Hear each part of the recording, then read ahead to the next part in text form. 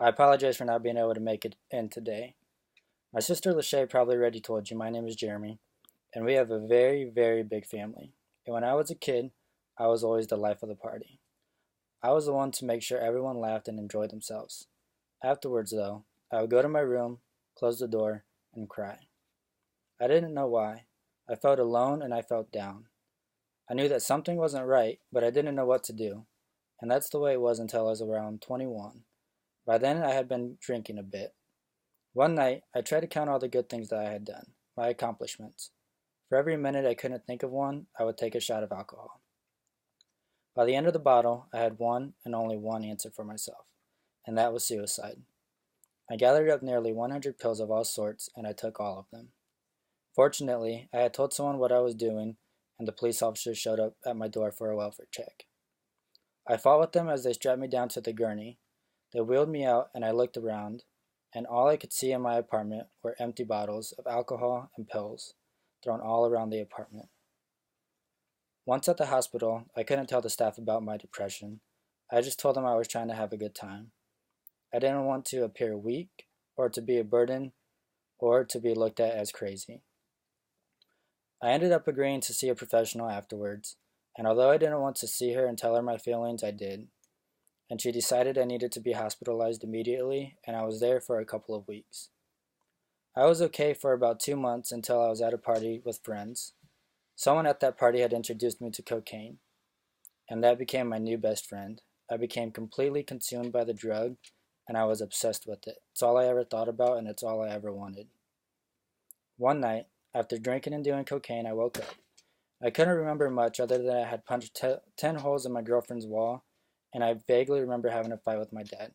And I woke up in the back of his car, and I don't know how I got there.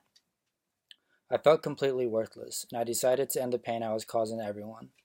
I took more pills, and I passed out this time. When I woke up, I was in a hospital in Toledo. I had been life-flighted there after nearly dying. I was in and out of multiple facilities and saw countless doctors.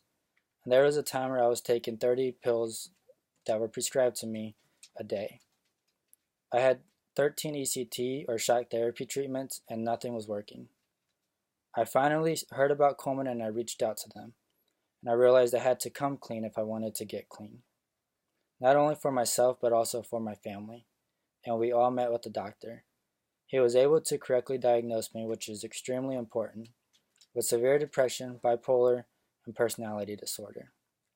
He was able to put me on the right medication for my illness and set me up with a counselor, and it never stopped there.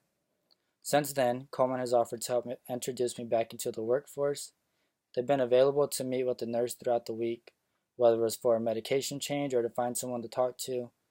They also helped with affording my medication, and if I needed to, they also offered to stay in the crisis center.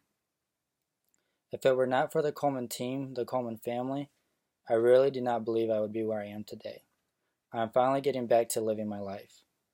I'm working full time and I'm also DJing while doing it clean and sober. I coached a freshman and sophomore boys basketball team this past winter and we won 2 championships. I also began school back in February for entertainment business. It's been over 2 years since my first suicide attempt and I've been clean for over a year and a half now. And I'm here to tell you it's okay to have a mental illness. Yes, I am on medication and that is okay.